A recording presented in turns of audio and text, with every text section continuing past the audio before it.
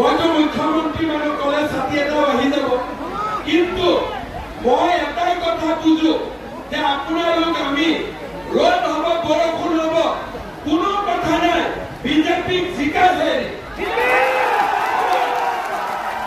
বিজেপিক জিকাম আৰু বিজেপিক জিকোৱাৰ পিছত আমি ৰেষ্ট ল'ম। হবে পাক্কা হ'ব, পুৰা জিকিব বিজেপি 100%। কেণ্ডিডেট লৈ কাজিয়া হ'ব নেকি? কেণ্ডিডেট লৈ কাজিয়া হ'ব নেকি? আমি জাতি জিকিব, পাক্কা জিকিব। এতিয়া মোৰ লগত ক'ব ভাৰত মাতা কি, ভাৰত মাতা কি, নৰেন্দ্ৰ মোদী, নৰেন্দ্ৰ মোদী, জেপি নাড্ডা, অমিত শ্বাহ, ফকিৰা গ্ৰামৰ যুৱ বাহিনী, ফকিৰা গ্ৰামৰ যুৱ বাহিনী, ফকিৰা গ্ৰামৰ কাৰ্যকৰ্তা, ফকিৰা গ্ৰামৰ কাৰ্যকৰ্তা, বন্দে বন্দে বন্দে। বহুত বহুত ধন্যবাদ। বিজেপি জিন্দাবাদ, বিজেপি জিন্দাবাদ।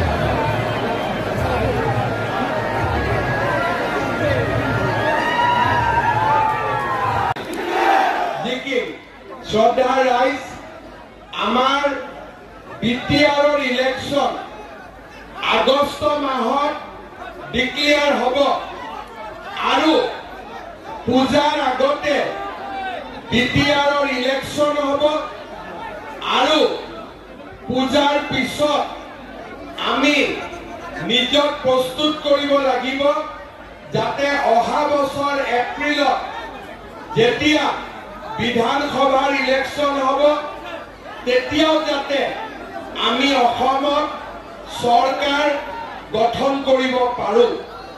শ্ৰদ্ধা ৰাইজ, ৰাজ্যৰ বিধানসভা ইলেকশ্যনৰ আগতে বিটিআৰৰ ইলেকশ্যন অনুষ্ঠিত হ'ব। সেইকাৰণে এই বিটিআৰৰ ইলেকশ্যন কেৱল মাত্ৰ বিটিআৰৰ কাৰণেও নহয়, আমাৰ অসমৰ সকলো শ্ৰেণীৰ ৰাইজৰ বাবে অধিকাৰো বিজেপি দলে আনিব। সেইবাবে এই ইলেকশ্যনত মই কৈছো যে বিপিএফ আমাৰ শত্ৰু নহয়, UPPL আমাৰ শত্ৰু নহয়। আমি মাত্ৰ এটাই বিচাৰো, ৰাইজে যাতে পদুমৰ ছবিত ভোট দিয়ে আৰু বিজেপি দলক ইলেকশ্যনত জিকায়। গোষ্ঠীগত সংঘৰ্ষ হৈছিলে আৰু বেলেগ বেলেগ ৰাজনৈতিক দলৰ সময়ত বিটিআৰত মানুহে ভয়ত আছিলে, কিন্তু আজি এই মিটিঙে প্ৰমাণ কৰে যে বিটিআৰৰ মানুহৰ মনৰ পৰা এতিয়া ভয়ৰ ভাৱ আঁতৰি গৈছে। মানুহে এতিয়া ভয় নকৰে, মানুহৰ চৰকাৰৰ ওপৰত, বিজেপিৰ ওপৰত মানুহৰ বিশ্বাস আছে আৰু সেইকাৰণে আজি বিটিআৰ শান্তিৰ এক নতুন অঞ্চললৈ ৰূপান্তৰ হৈছে। শ্ৰদ্ধা ৰাইজ, মই এটা কথা আপোনালোকক ক'ব পাৰো, পুষ্পবৃষ্টি পূৰ্ণ ইলেকশ্যন হ'ব আৰু সেইবাবে ভাৰতীয় জনতা পাৰ্টিয়ে সিদ্ধান্ত লৈছে যে আমি বিটিআৰক এইবাৰ শক্তিশালীভাৱে আমি ইলেকশ্যনত প্ৰতিদ্বন্দ্বিতা কৰিম। যোৱা 4 দিন মই ওদালগুৰিত আছিলো, মুদৈবাৰী, হৰিচিঙা আৰু খালিংদুৱাৰ সমষ্টিত মিটিং কৰিলো, তামুলপুৰ আহিলো, দৰঙাজুলি, নাগৰিজুলি, শুক্লাই চেৰফাং, বাক্সাত আহিলো, মুছলপুৰ, মথনগুৰি। পৰহি মই চিৰাঙত আছিলো, চিৰাঙত সুবাইদাৰ, থুৰিবাৰী আৰু মানস চেৰফাং।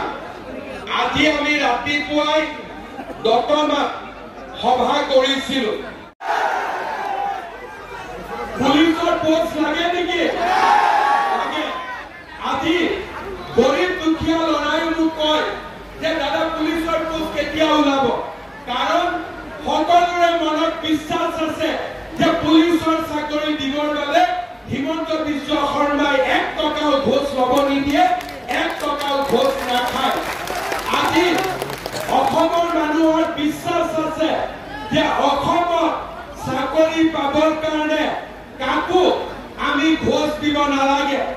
এনেকুৱা বিশ্বাস কোকৰাঝাৰৰ ওপৰতো হ'ব লাগিব। মানুহে বুজিব লাগিব যে বিটিচিৰ চাকৰি সকলোৰে কাৰণে। যদি অসম চৰকাৰৰ চাকৰি অসমীয়া, বঙালী, নেপালী, গোৰ্খা, জনজাতীয়, অজনজাতীয় সকলোৰে কাৰণে হ'ব পাৰে, কোকৰাঝাৰৰ চাকৰিও জাতি, ধৰ্ম, বৰ্ণ নিৰ্বিশেষে